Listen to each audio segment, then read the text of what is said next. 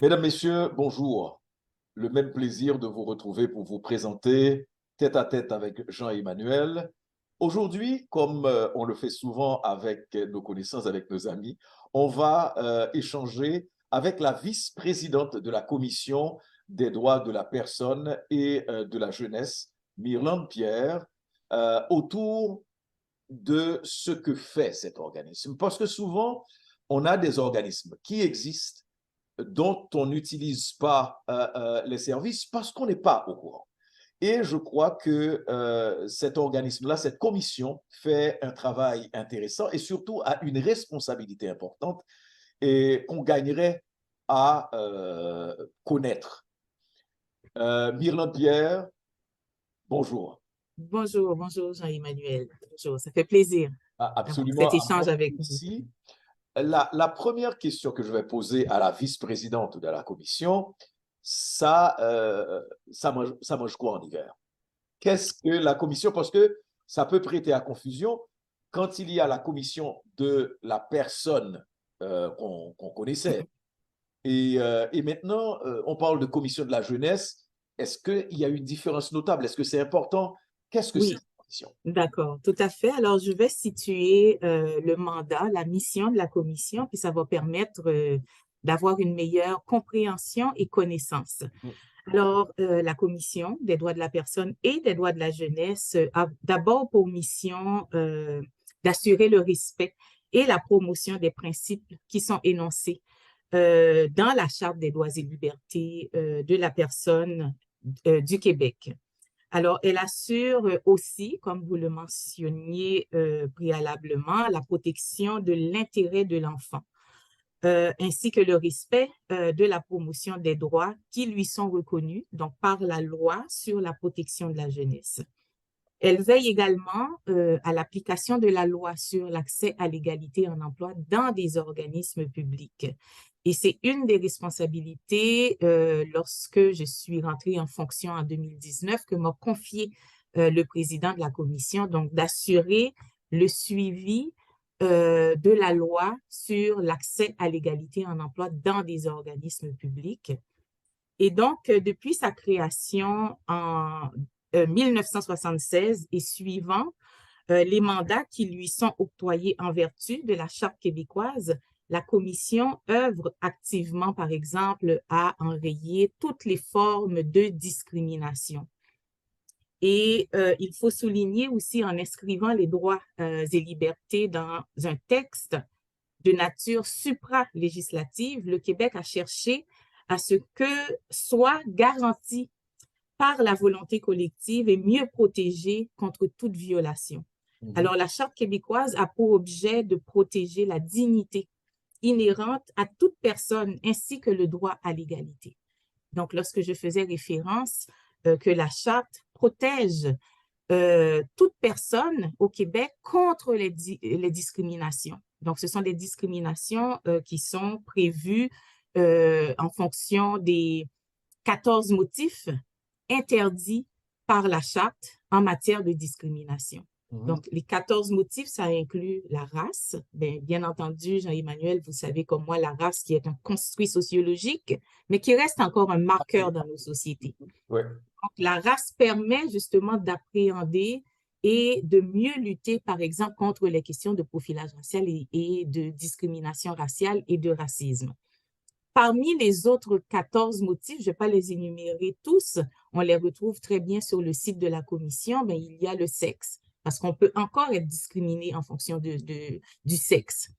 Également l'âge, les autres motifs de discrimination concernent aussi la condition sociale, par exemple, le genre et l'identité et l'expression de genre. Ce sont aussi des motifs qui sont prévus à la Charte, des motifs interdits de discrimination qui sont prévus à la Charte des droits et libertés de la personne du Québec. On va commencer par une première étape, Myrlande.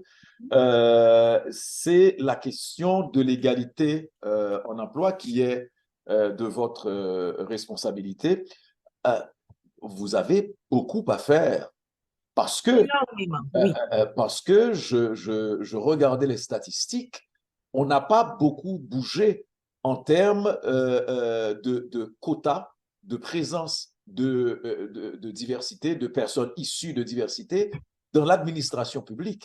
Qu'est-ce qui Mhm, empêche au système de bouger en ce sens? mhm. D'accord, c'est une très bonne question. Et juste avant, Jean-Emmanuel, il y a un autre euh, mandat de la commission, en fait, qui fait partie de ces mandats, puis c'est important de le rappeler.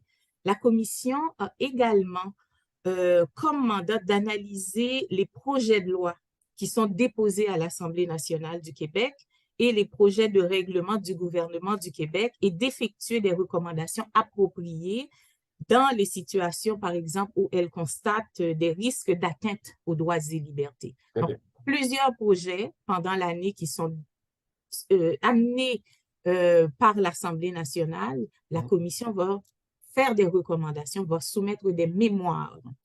Par exemple, que ce soit sur le projet PL 14 pour la loi visant à réformer la loi sur la police. Donc, la commission a déposé un mémoire. Tout dernièrement, la commission était devant la commission parlementaire pour présenter son mémoire et ses recommandations en ce qui a trait à la sécurisation culturelle envers les personnes autochtones. Alors, vous voyez, donc c'est beaucoup C'est beaucoup de choses, c'est très large. On va donc Exactement.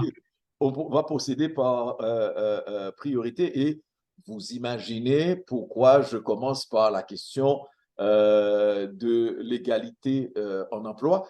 D'abord, on va, comme je l'ai dit tout à l'heure, on va se baser sur des statistiques qui Mhm, mhm. ont montré que ça a très peu bougé. Et là, surtout, en matière de diversité au sein de l'administration publique, Oui, d'accord. qu'est-ce qui bloque la machine? Oui, d'accord. Alors, il faut faire la distinction. Le Québec, depuis 2001, Mhm. les organismes publics ayant 100 employés ou plus sont assujettis à la loi sur l'accès à l'égalité en emploi dans des organismes publics. Mhm. Donc, il y a plus de 330 organismes au Québec, organismes publics qui sont assujettis à la loi sur l'accès à l'égalité en emploi. Et la commission, comme je le mentionnais, a la responsabilité, le mandat de veiller à l'application de cette loi. Donc, de la part des organismes qui sont assujettis, il y a une obligation légale d'appliquer cette loi et d'assurer justement une meilleure représentation, une meilleure représentativité des 5 groupes qui sont visés à la loi, par la loi. Donc, il y a les femmes, il y a les minorités visibles. Vous voyez le vocable utilisé pour l'accès à l'égalité, ce sont les minorités visibles, les minorités ethniques, les personnes autochtones et les personnes handicapées. Donc, la commission s'assure, par exemple, que ces organismes lui soumettent les données correspondant justement à la représentativité de leur effectif en faisant des analyses sur une analyse des effectifs et de s'assurer, par exemple, de combler lorsqu'il y a des postes qui sont ouverts, de s'assurer que justement ces groupes visés par la loi soient bien représentés au sein des effectifs des organismes qui sont assujettis à la loi. Toutefois, ce qu'il faut comprendre, c'est que la fonction publique du Québec a son propre programme d'accès à l'égalité en emploi qui n'est pas assujetti au contrôle de la commission. Donc, c'est comme si la fonction publique québécoise fonctionne de manière distincte de cette loi sur l'accès à l'égalité en emploi. Donc, la fonction publique ne se soumet pas, par exemple, au contrôle de la commission dans ce contexte-là. La commission va intervenir auprès des 330 organismes qui sont assujettis. Donc, ce sont des organismes publics, par exemple les CIUS, les cégeps, les universités, tout le milieu des services sociaux et santé au Québec, donc, vont être assujettis à la loi. Par exemple, les villes, les cités et villes sont assujettis à la loi sur l'accès à l'égalité en emploi, mais pas Le le gouvernement. gouvernement du Québec, pas la fonction publique en tant que telle, Mm. qui fonctionne de manière autonome, si on le peut dire, dans l'application de son propre programme d'accès à l'égalité en emploi. Et d'ailleurs, c'est une recommandation de la Commission. Ah, Depuis plusieurs années, la Commission recommande que la fonction publique soit assujettie à la loi. Ainsi, elle sera quelque part soumise au regard de la Commission. parce que La Commission. entre nous, Mirlande, s'il y a une différence notable qui peut être apportée au système, c'est à travers l'action gouvernementale. OK? Ça veut dire que ce serait quelque chose d'important que la Commission puisse aussi faire des recommandations, puisse aussi jeter un Absolument. regard par rapport, Absolument. parce que ce qui est visible quand on parle, par exemple, moi j'ai commencé par parler de quotas, euh, Mhm. de présence de diversité au sein des services publics, alors que là, vous m'apprenez que non, le gouvernement est à part. Ça veut dire qu'il n'y a pas de recours à la limite. En fait, il n'y a pas de contrôle. Le contrôle qu'exerce, par exemple, la Commission en termes de surveillance, de suivi auprès des organismes qui sont assujettis, donc les 330 organismes, le gouvernement du Québec, donc la fonction publique québécoise ne l'est pas. Comme je vous le Donc, mentionne, vous êtes un nous chef faisons des d'État. pourparlers, nous avons des pourparlers de manière régulière et une des recommandations phares de la Commission, c'est que la fonction publique puisse être assujettie à la loi sur l'accès à l'égalité en emploi, de manière à ce qu'il y ait un organe indépendant qui puisse jeter un regard objectif dans le suivi de la loi sur l'accès à l'égalité et aussi le fait d'avoir ce contrôle et ce regard objectif d'un organisme indépendant comme la Commission, mais ça permet plus d'imputabilité, ça assurerait, selon la Commission, davantage d'imputabilité, justement, pour s'assurer qu'il y ait une meilleure représentativité. Et par ailleurs, la loi sur l'accès à l'égalité, que ce soit dans la fonction publique québécoise ou au sein des organismes qui sont assujettis à la loi, on ne parle pas de quotas. On ne parle pas de quotas. C'est ça aussi, des fois, il y a une confusion des gens, il y a une confusion dans la Termes utilisés. terminologie utilisée, c'est plus l'accès à l'égalité en emploi. Donc, c'est quand même une distinction à faire. Qu'est-ce qu'il C'est y a pas comme l'action distinction? positive non plus. Qu'est-ce qu'il y a comme distinction quand on parle d'existence de quotas, quand on parle Mais, de discrimination positive, OK? Et quand vous parlez d'égalité d'accès. oui, donc c'est vraiment l'égalité d'accès à des postes et on ne parle pas uniquement de postes d'entrée. Hein. Ça concerne la loi sur l'accès à l'égalité, concerne aussi la progression en emploi. Mhm. Donc, non seulement il faut faire l'analyse de ces effectifs pour s'assurer qu'il y ait une représentativité adéquate Mhm. de la diversité sociétale.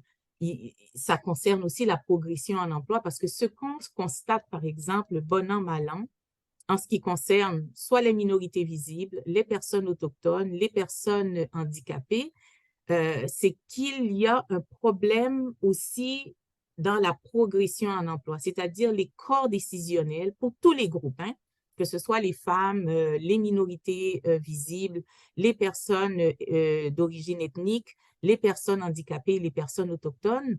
Il y a une sous-représentativité assez chronique dans les postes de décision.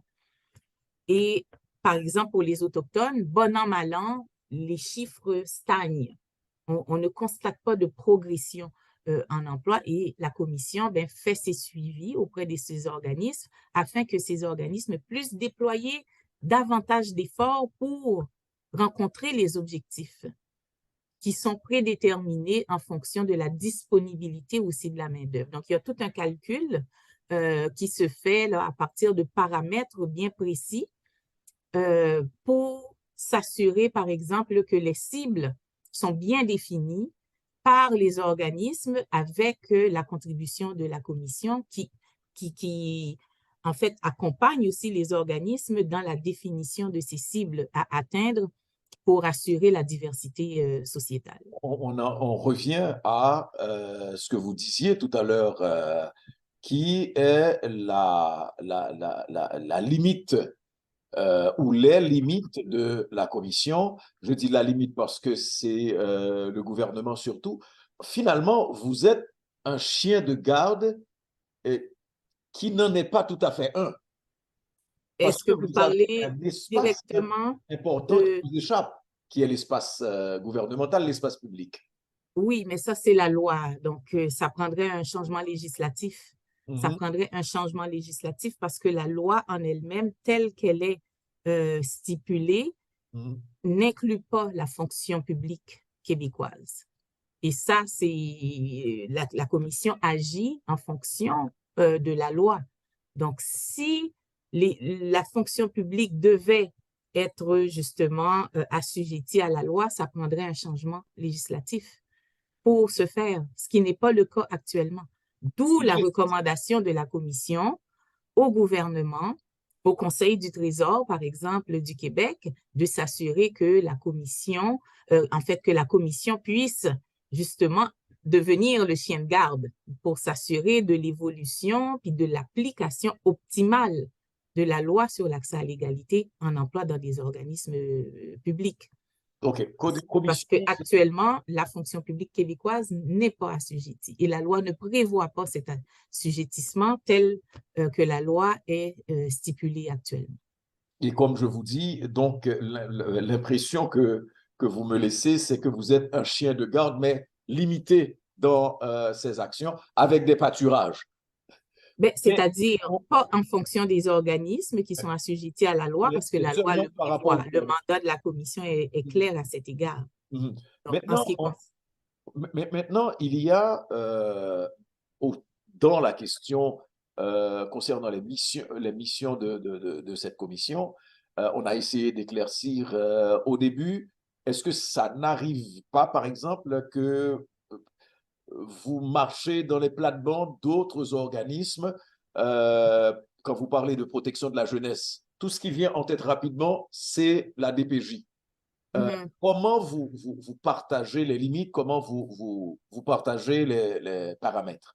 Oui, ben en fait, ça c'est une belle entrevue à avoir avec ma collègue qui est responsable, qui est vice-présidente responsable de la protection de la jeunesse, parce qu'il y a ce mandat-là également. Comme moi, c'est vraiment en fonction de la Charte des droits et libertés et de la loi sur l'accès à l'égalité.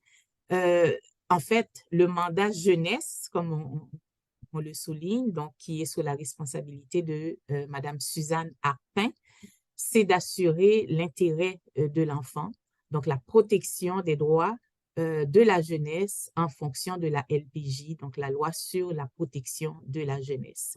Donc, il n'y a pas de dédoublement. Le mandat de la commission en matière des droits de la jeunesse est bien délimité par la loi sur la protection de la jeunesse. Maintenant, Mirlande, Madame Pierre, si j'ai un problème avec la police, est-ce que je peux porter plainte à la commission?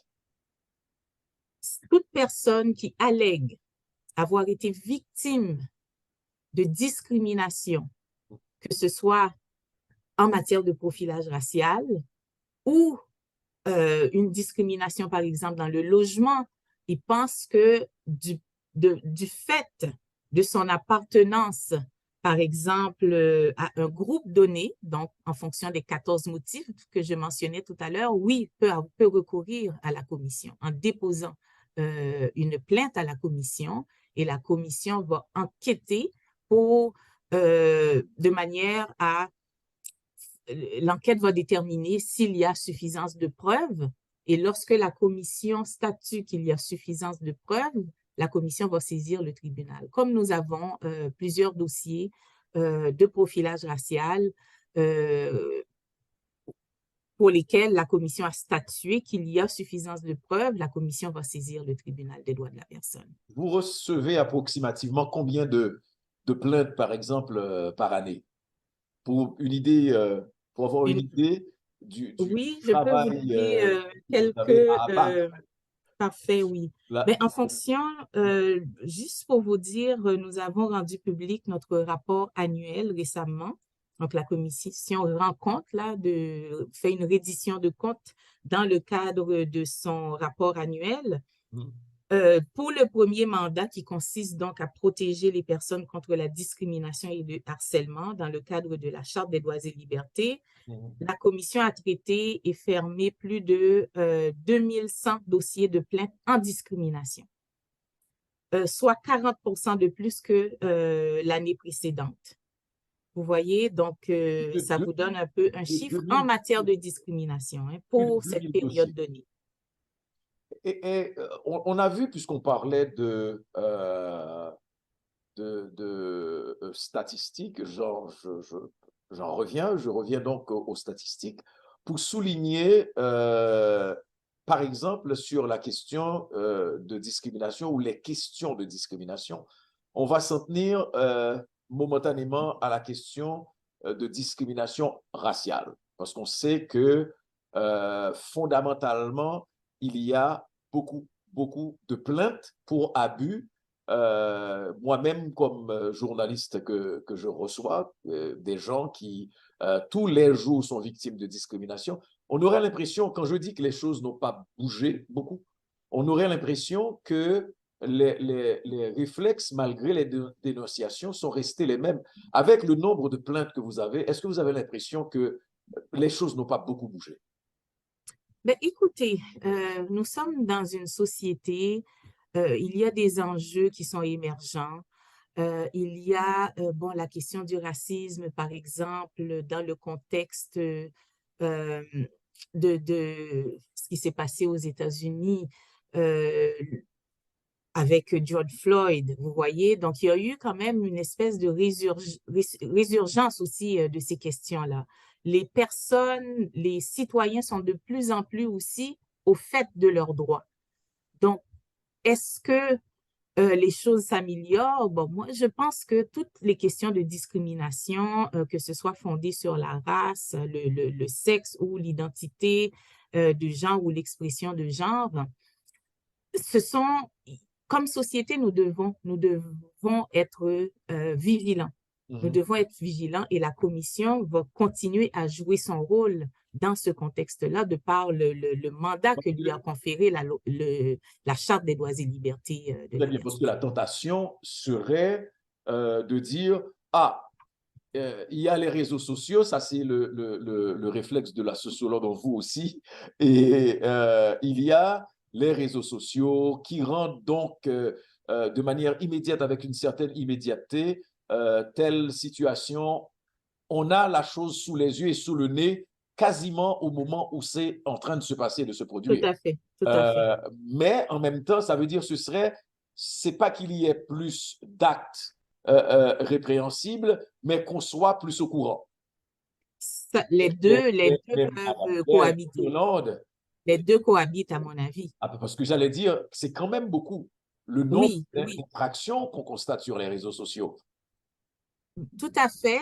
Bon, une fois, par exemple, qu'il y a un processus de plainte qui est déposé à la commission, comme je le mentionnais, toute personne qui allègue avoir été victime. Ensuite, il faut faire la preuve. Il faut faire la preuve, d'où les enquêtes menées par la commission, qui visent à déterminer s'il y a suffisance de preuves en matière de discrimination ou de profilage racial pour saisir le tribunal. Par exemple, moi, du fait de ma responsabilité en vertu de la Charte des droits et libertés, ben, je préside, par exemple, le comité des plaintes.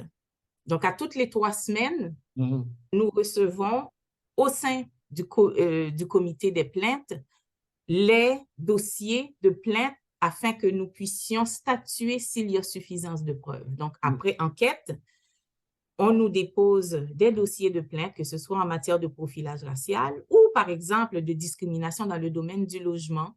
Il y a aussi des dossiers d'inclusion scolaire qui nous sont soumis. Et avec mes collègues, donc il y a 2 autres personnes, 2 autres membres qui se joignent à moi pour faire l'étude de ces dossiers et de s'assurer, en fait, après enquête menée par la commission, nous statuons s'il y a suffisance de preuves. Et dans la mesure où le comité des plaintes Donc, c'est une décision de la commission. Mhm. Statut qu'il y a suffisance de plainte, qu'il y a suffisance de preuves, nous allons saisir le tribunal des droits de la personne qui, elle, va faire des ordonnances. Il va y avoir un jugement et va émettre des ordonnances au service de police, par exemple, ou bien à une institution scolaire ou à toute institution ou mise en cause dans les plaintes. Quand vous parlez d'ordonnance, est-ce que une décision de la commission doit être suivie d'une exécution judiciaire? Parce que vous évoquez la police. Est-ce que la commission a ce rôle de tribunal? La commission, en fait, a un rôle de tribunal. La commission joue un rôle de filtre, Très essentiellement. bien. Mhm. D'accord?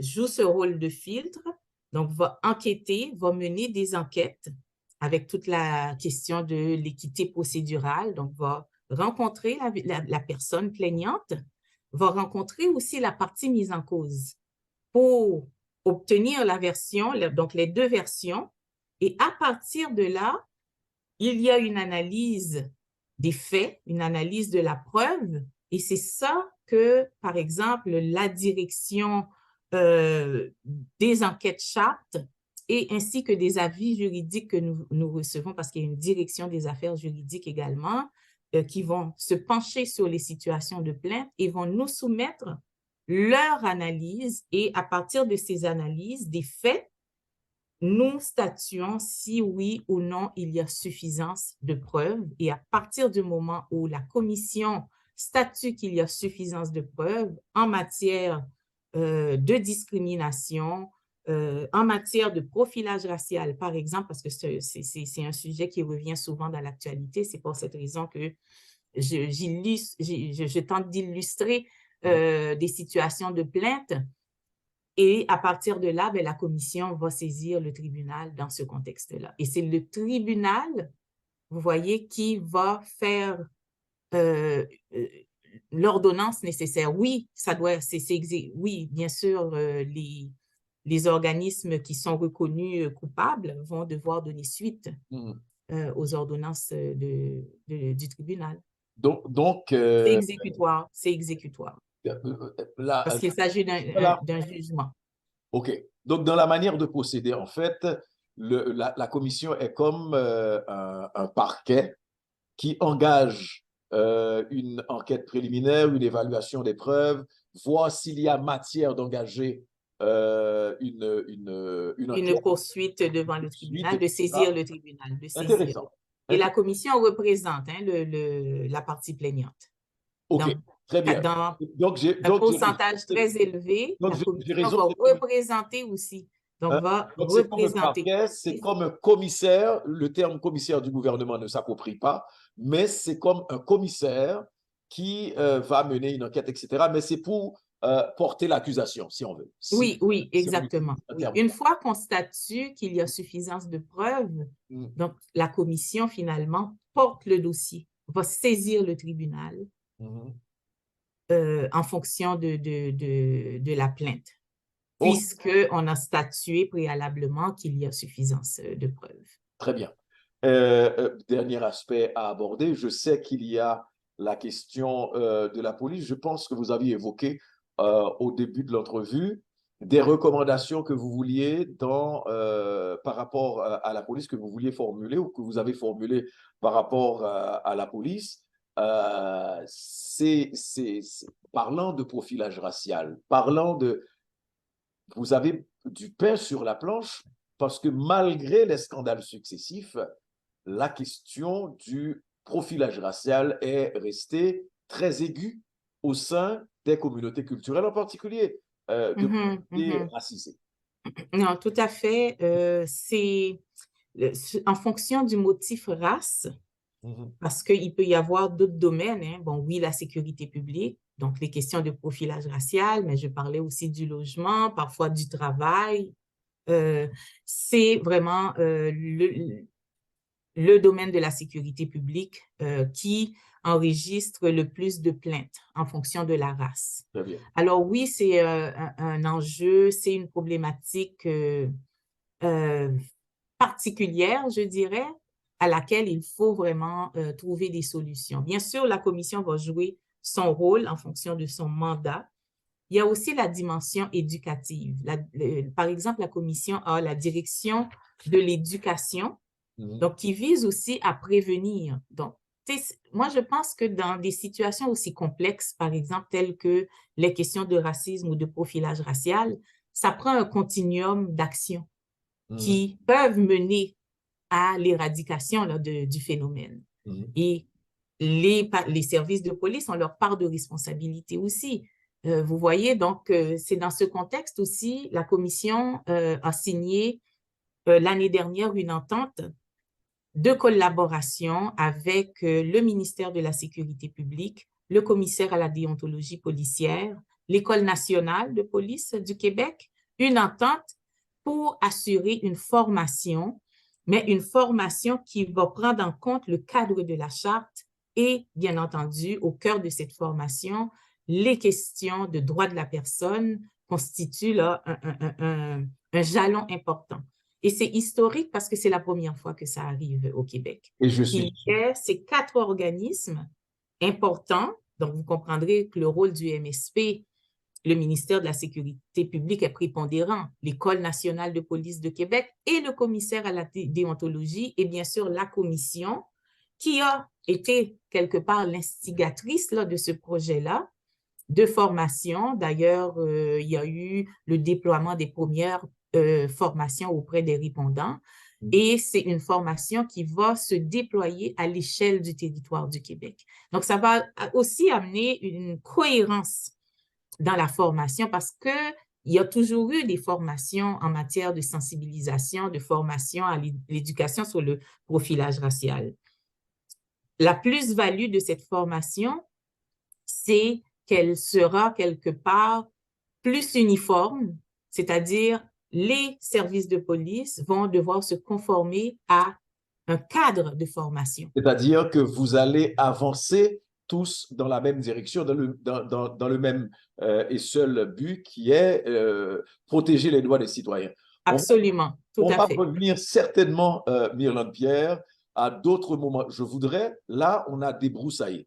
Je voudrais que nous puissions aborder à d'autres entrevues des aspects plus spécifiques.